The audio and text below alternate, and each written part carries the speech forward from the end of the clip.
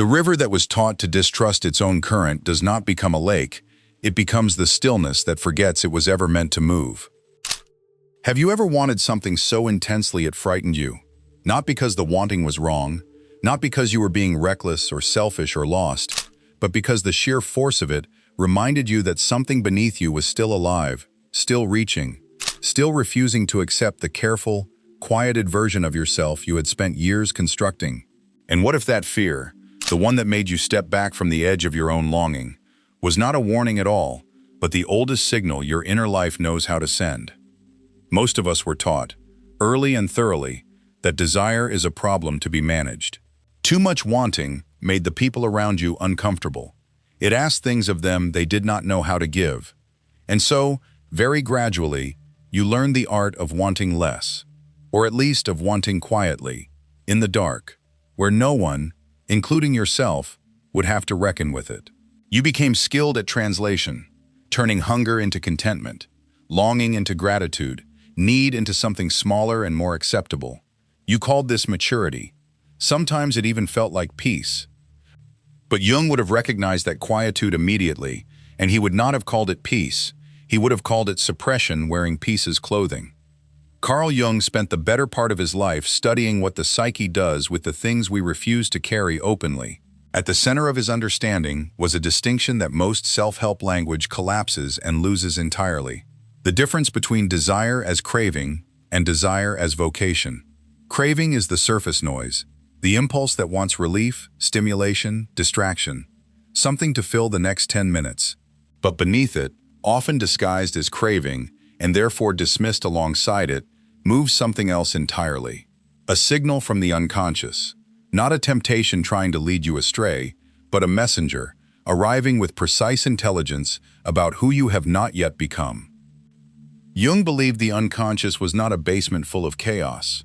It was, in a sense, the part of you that still remembered the whole shape of what you were meant to be. And desire, the deep kind, was one of the primary languages it used to communicate that shape to the surface. This is where individuation enters. Individuation was, for Jung, the central task of a human life, the slow, effortful, sometimes painful process of becoming the self that was always trying to emerge, not the self shaped by early fear, not the self assembled to earn approval, but the self that carries your particular form of wholeness. He did not romanticize it. He knew it required confronting everything you had pushed underground, everything that felt too large or too strange or too inconvenient to claim. Individuation is not a journey toward comfort. It is a journey toward completeness, and those are not the same destination. Here is the part that costs something to understand. Most people never distinguish between the peace that comes from genuine integration and the peace that comes from successful suppression. They feel, on the surface, remarkably similar. Both are quiet, both are still. Both produce a kind of calm that can last for years, even decades. But one is the stillness of a lake that has found its depth. The other is the stillness of water that has nowhere left to go. Perhaps you have felt the difference, even if you never had language for it. A quietness that left you somehow more yourself, and a quietness that slowly made you a stranger to your own interior. The second kind tends to arrive after a long negotiation with what you wanted and decided, finally, not to pursue. The desire didn't leave. It simply went somewhere you agreed not to look. This is what Jung knew about desire, that most people spend their whole life avoiding. Not that it is dangerous, not that it will destroy your relationships or your reputation, or the careful stability you have built, but that it is directional. It is pointing somewhere, and the something it points toward is, almost always, a self you have not yet had the courage to become. The question is not whether you can afford to follow it. The question, and this one is worth sitting with for a long moment, is what you have already lost by spending so long looking away. Imagine a river that has not been dammed by stone or by drought, but by silt, the kind that accumulates so slowly you never notice any single grain arriving. Every small surrender deposits a layer. Every desire quietly swallowed to keep the surface calm adds another. The river does not disappear. It does not announce its own blockage. It simply finds the edges, seeps sideways, looks for any opening the silt has not yet reached.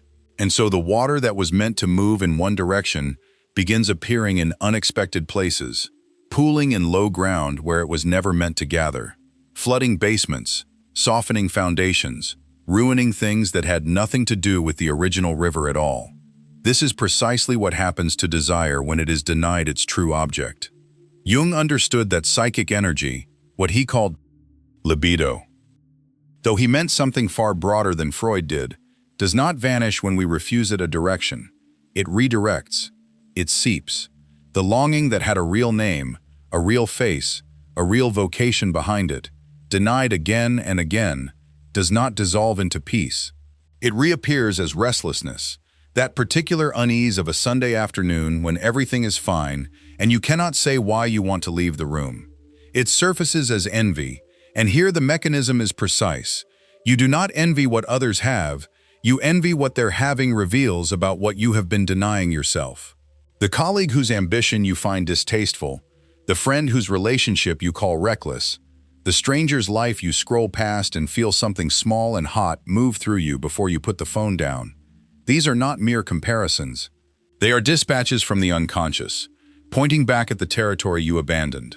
It reappears as compulsion, the repetitive reaching for something that never quite satisfies, because what it is substituting for sits one layer deeper and has never been directly addressed. And it reappears as a formless hunger, the sense that something is missing which you cannot name, a dissatisfaction that floats free of any particular object and attaches itself, briefly, to each new thing before moving on. That hunger is not a flaw in your character.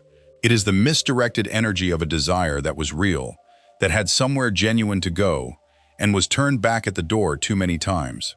This is where Jung's concept of the shadow becomes necessary, and not as an abstraction. Jung described the shadow as everything we have exiled from our conscious self-image, not only the impulses we consider dark, but everything we deemed unacceptable in the light of who we decided we were supposed to be. And among the most reliably exiled contents of the shadow are desires. Not the shameful ones only, the ambitious ones, the ones that would have required you to take up more space than you were given permission to occupy. The ones that, if spoken, would have rearranged someone else's comfort, and so you rearranged yourself instead. What makes this difficult to see from the inside is that the shadow does not announce itself as exile. It announces itself as judgment. What you have refused to want in yourself, you will find yourself condemning in others. This is projection, and its logic, once understood, is almost unbearably precise.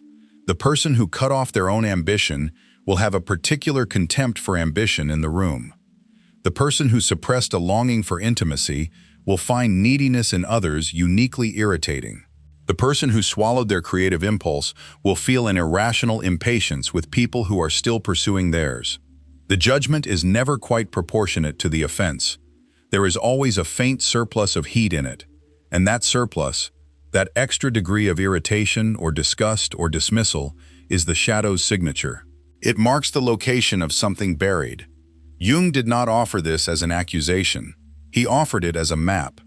If you can notice what moves through you when you watch someone else want openly, want without apology, want in the direction you turned away from, you are not discovering a defect. You are discovering a coordinate. The heat of the reaction is pointing somewhere inside you that has been waiting, perhaps for years, for someone to finally arrive and take it seriously. The desire you are most ashamed of is usually the one trying hardest to bring you home. How many times did you call your own desire dangerous so that someone else could stay comfortable? How many times did you watch someone flinch at the scale of what you wanted, not because your wanting was wrong, but because it reminded them of something they had already given up, and decide, quietly, that the simplest solution was to want less? How many times did you translate the plain fact of, "I want this," into the more manageable, more socially acceptable, "I shouldn't need this," as though the act of needing were itself the transgression? How many times did you let the wanting die before you even spoke it aloud, not killed by someone else's refusal, but extinguished in the interval between the feeling and the word, in that small, familiar space where you learn to intercept yourself? These are not rhetorical questions. They have answers, and the answers, if you sit with them honestly, begin to draw a portrait, not of weakness, but of a very long and very patient act of self-erasure that you probably learned to call maturity. Imagine a craftsman who once had a specific vision for what his hands were meant to make. Not a vague ambition, but something precise, a form he could see clearly, that moved through him like a temperature, like a knowing in the bones. Over years, he found that the vision made others uneasy. It was too particular, too uncompromising, too much his. And so, in the small negotiations that make up a life, he began to soften it. He took on commissions that were close enough. He told himself this was wisdom, that pure vision was a young man's luxury, that adaptation was a kind of craft in itself. And he was not entirely wrong. Adaptation is a skill. But there came a morning, decades later, when he sat at his workbench and realized he could no longer remember the original form with any clarity. The vision had not been destroyed. It had simply been revised so many times, in so many small concessions, that he could no longer find the original beneath the layers. He was competent, he was respected, and he was hollow in a way that competence and respect could not touch. That hollowness is what misdirected desire looks like from the inside. Not dramatic, not obvious. A slow, respectable disappearance. Jung understood this as one of the central tragedies of the unlived life, a phrase he returned to often. The energy does not vanish. It cannot. What you refuse to live forward, you will live sideways. In the restlessness that descends on Sunday evenings without explanation, in the disproportionate grief you feel at someone else's good news, in the compulsions that seem unrelated to anything you consciously want, but that reliably appear when the suppressed wanting grows too loud to ignore. The psyche is not punishing you for your desires. It is simply finding whatever exit remains open. There is a specific face passing through your mind right now, isn't there? Or perhaps a specific absence, a shape where a person or a possibility used to be, someone through whom this desire once moved before it was carefully closed off. What you may not yet see is that the pattern does not end with that face. It will reconstitute itself, with different features, a different name, a different context, until the mechanism underneath it is understood. There is a separate video on this channel that examines exactly that mechanism, why desire keeps finding the same door, why the same dynamic recurs in different disguises. The link is in the first comment pinned. When you are ready, it is there. Returning to where we were. The question that Jung's work places before you, and it is not a comfortable question, is whether what you have been calling self-discipline is in fact self-knowledge, or whether it is something quieter and more costly, a long accommodation to the discomfort of others, dressed in the language of virtue. Transforming desire into something you can live with does not mean conquering the want, taming it into usefulness, harnessing it for productivity. That is the logic of suppression with better branding. What Jung points toward is something harder and more generous than that. It means following the desire inward, past the surface of the wanting, past the specific object you thought you wanted, into the deeper question of what self this desire is trying to call into being. Every genuine longing is, at its root, a bid for wholeness. It is the unlived part of you pressing against the boundary of what you have permitted yourself to be. Power, in this frame, is not the capacity to override your own wanting. It is the courage to take desire seriously, to treat it not as an embarrassment to be managed, but as testimony worth hearing. The person who has mastered their desires by strangling them has not become powerful. They have become quiet. And there is a difference, a profound and often invisible difference, between a life that is peaceful and a life that has simply stopped making noise. The desire you are most ashamed of is usually the one trying hardest to bring you home. Sit with that for a moment. Not the desires that feel merely inconvenient or socially complicated, but the ones you have carried longest in silence, the ones you revisit alone, then dismiss before they can fully form, the ones that seem, on first inspection, to say something unflattering about who you are. Jung would ask you to look again, not because every desire is noble or should be acted upon without reflection, but because the intensity of shame attached to a particular want is itself a diagnostic signal. The shadow does not guard ordinary things. It guards the ones that mattered enough to exile. Imagine a musician who, at 17, played with a ferocity that made people around him uneasy, not because he played poorly, but because he played as though nothing else in the room existed. He was told, in the kind and indirect way these things are usually transmitted, that such total absorption was excessive, unbecoming, that a person ought to remain somewhat available, somewhat present, somewhat measured even in their joy. So he learned to play with one hand on the instrument and one eye on the room. He became competent, he became pleasant to listen to.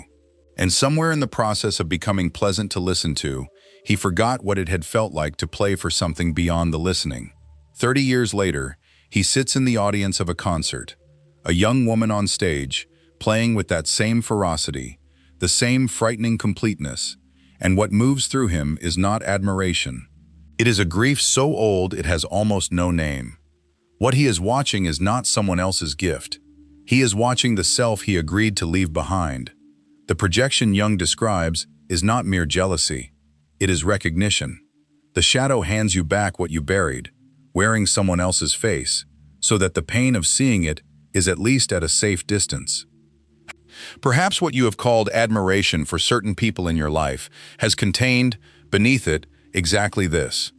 Not a desire to be near their quality, but a desire to reclaim a quality you once had and surrendered. Perhaps what you have called envy was never envy at all. It was memory. Suppression produces numbness. Transformation produces direction.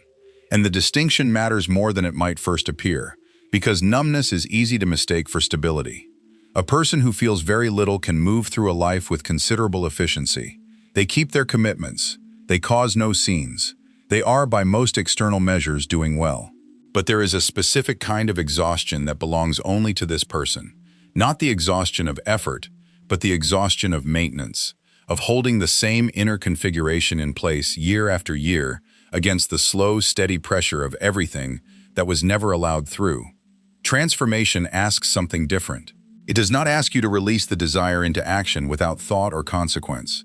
It asks you to release it into awareness, to let it be real inside you before you decide what to do with it, to follow it far enough inward that you begin to understand not just what you want, but what version of yourself the wanting is attempting to construct.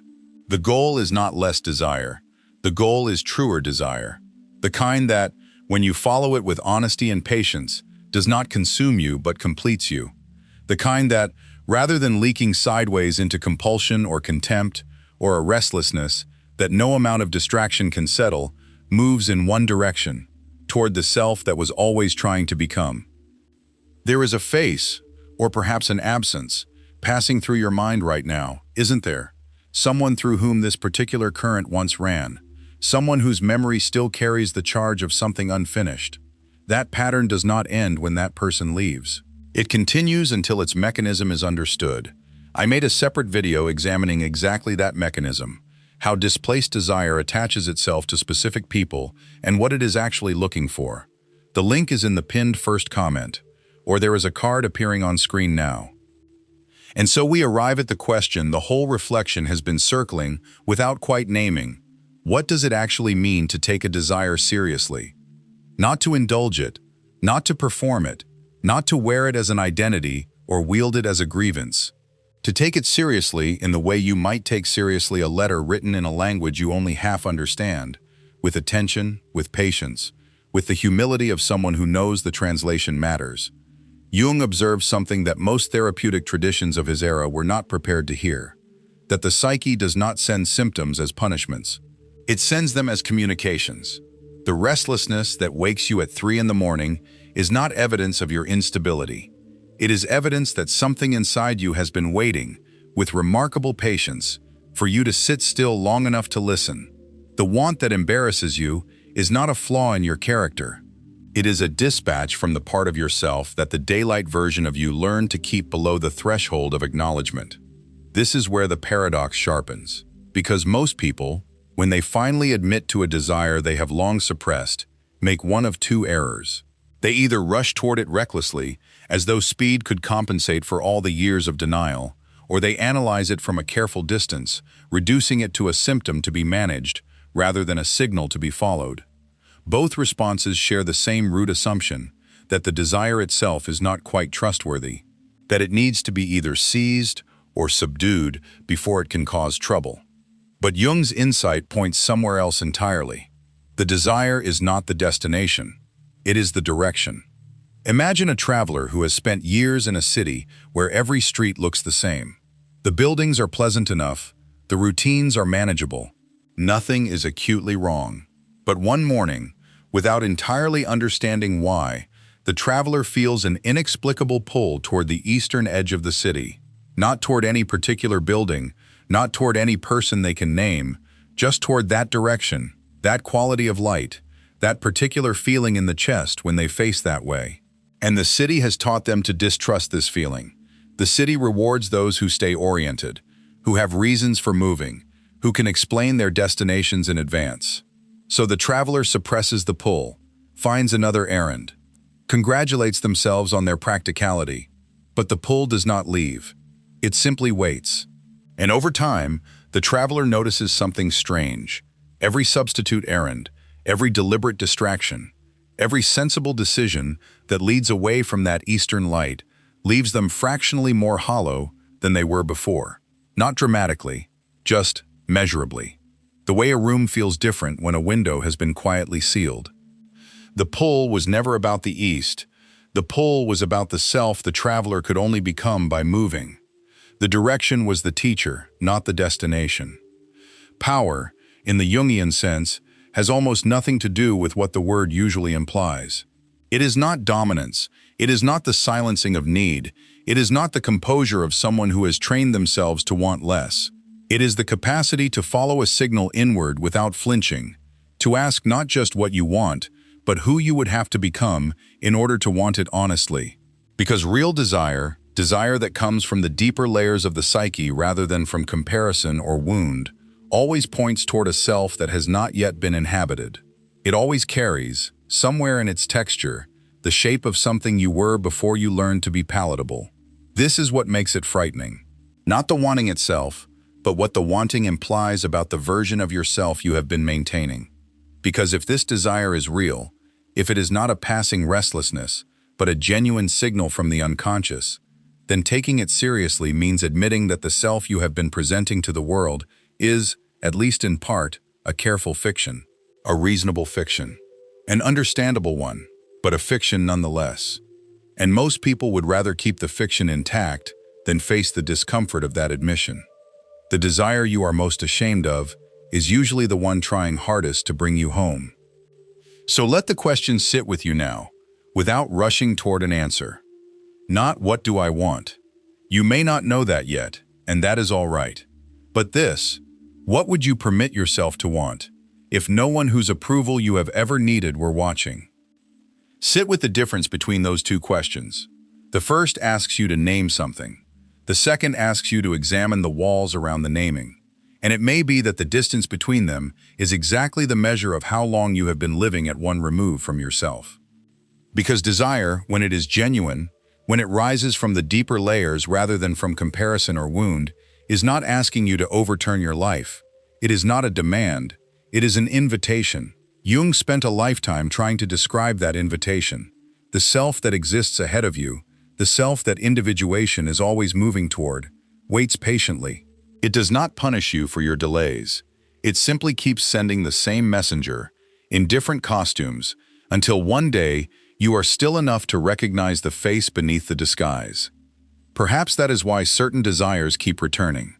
Not because you are weak, not because you are broken, but because there is something in you that has not given up on you yet. Suppression produces numbness. Transformation produces direction. That is not a small distinction. Numbness can feel like peace for years, even for a decade, because it is quiet, and quiet is so often mistaken for contentment. But there is a difference between the stillness of a person who has arrived somewhere and the stillness of a person who has stopped moving in order to stop hurting. The first is inhabited, the second is held. The goal was never less desire. The goal was always truer desire, the kind that when followed with honesty and patience, does not consume you but completes you. The kind that points not toward an object outside yourself, but toward a self that has been waiting, without reproach, just beyond the boundary of what you allowed yourself to want. And so I leave you with this question, to carry rather than to answer tonight.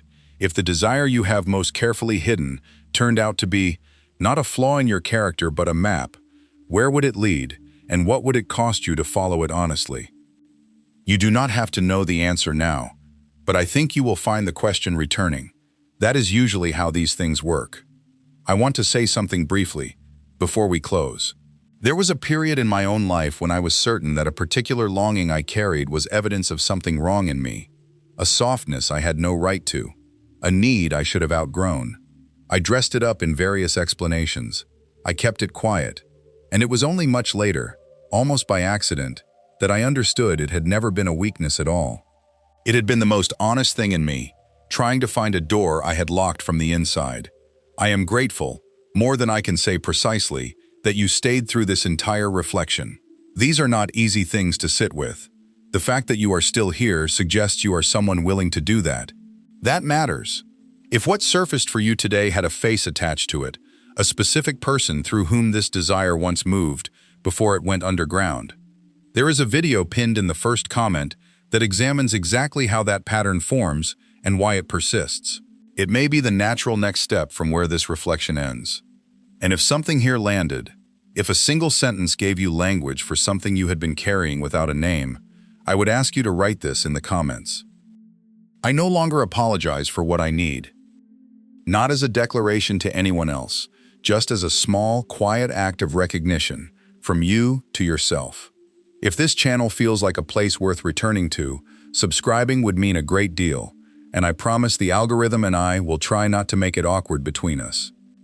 The video appearing on screen now takes what we explored here one layer deeper, into what happens after you stop apologizing, when the desire is finally acknowledged, and the real work, the quieter and stranger work, begins.